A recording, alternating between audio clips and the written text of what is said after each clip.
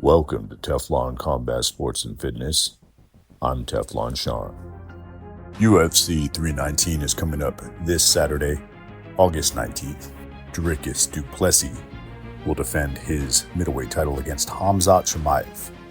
That's one of the most anticipated fights of the year so far, and we'll get into that. I picked what I consider to be the most important fights on the card, and I'm going to give my predictions for those fights.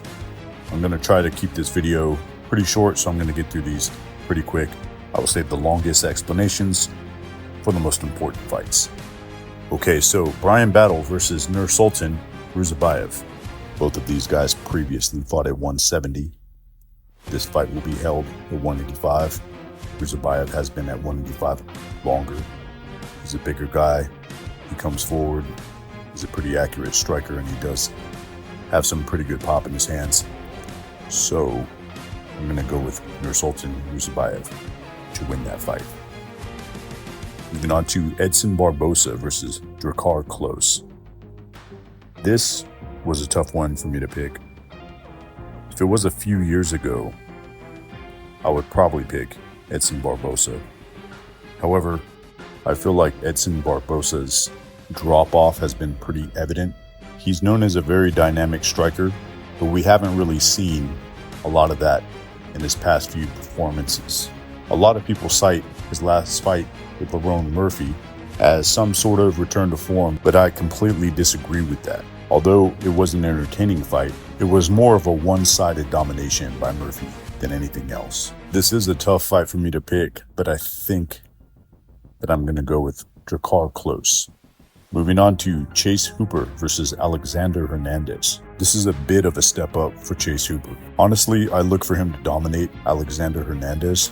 I don't really see a path to victory for Hernandez here. They're both pretty mid-level strikers. However, Chase does have the size and reach advantage, and he's a much better grappler. He is one of the more elite grapplers in the lightweight division. So I do look for Chase Hooper to dominate and finish Alexander Hernandez by submission in the late second, early third round. Up next, we have Gerald Meerschaert versus Mikhail Oleksiejczuk.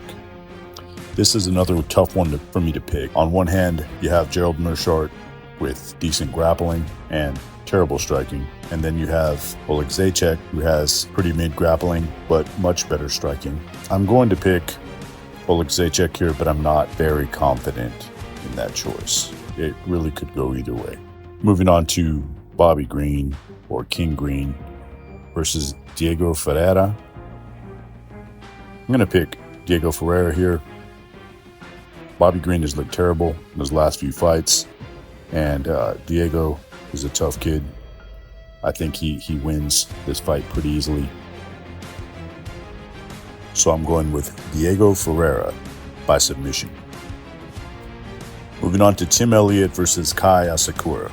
Tim Elliott does have elite level Brazilian Jiu-Jitsu. Kai Asakura is a very good striker, and his grappling is not the best. I just don't think that Tim Elliott's wrestling is going to be good enough to get Kai Asakura to the mat. I think Kai is a much better athlete. I think he's faster and stronger. I think he beats Tim Elliott by avoiding takedowns and using his striking, so I'm picking Kai Asakura. Up next is Jared Cannonier versus Michael Venom Page. I don't really know why this fight was made. Michael Venom Page doesn't even want to fight at 185. However, I think this is an easy fight for Michael Venom Page. I look for him to win either by late stoppage or 3 rounds of just pure domination. I think he will look very, very good against Jared Cannonier. So I'm picking Michael Venom Page to beat Jared Cannonier. Up next, we have Jeff Neal versus Carlos Prates. I feel like Jeff Neal is made to order for Carlos Prates, and I think Carlos Prates probably beats him by knockout in the second round. Moving on to Lerone Murphy versus Aaron Pico. This is one of the more interesting fights on this card. Right off the top, I have to say that I think that Aaron Pico is better than Lerone Murphy in every way. I think he has better striking. I think he has better grappling, wrestling. I think he's a better athlete. I give him the edge in speed, definitely, in knockout power. I believe Aaron Pico's ceiling is much higher than Lerone Murphy's. I believe that Aaron Pico could potentially be a world champion. The only thing that gives me pause is knowing that the past is the best way to predict the future. And in the past, many big stars have come over to the UFC and failed miserably in their first fight. Some have rebounded. However, it's a very real thing. There's something about first fight in the UFC that really gets to me. With that being said, I'm going to go against that and pick Aaron Pico anyway. So I'm going to pick Aaron Pico, and I believe he wins by second round knockout. Okay, moving on to the main event of the evening. For the middleweight title, we have Khamzat Chimaev versus Dricus du Plessis. Many people feel that this is a 50-50 fight going into it. I disagree. I think this is the fight that we find out who Khamzat Chimaev really is. In my opinion, I don't believe that he will be able to bully Dricus du Plessis like he's bullied so many other fighters. I do believe that Dricus du Plessis will come out as the hunter. I don't think he'll play it safe. So I think we'll see how Khamzat Chimaev will react being the hunted. DDP is obviously the champion, but he doesn't fight like a champion. And what I mean by that, he doesn't play it safe. He fights like a guy with something to prove. He fights like a guy who's trying to become a champion. I believe the first round will be very telling. If du Plessis has a good first round, I think it's a long night for Chimaev. If Chimaev comes out strong and du Plessis can survive the first round, I think that he still has a good chance to win. With that being said, I'm going to pick Dricus du Plessis to remain middleweight champion.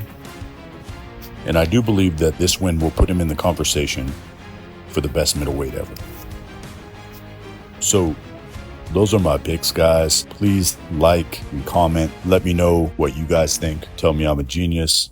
Tell me I'm full of shit. I don't know anything. Tell me whatever you want to tell me. Just know this. I'm not specifically a fan of any of these guys. Like, I just want to see a great event. I want to see competitive fights.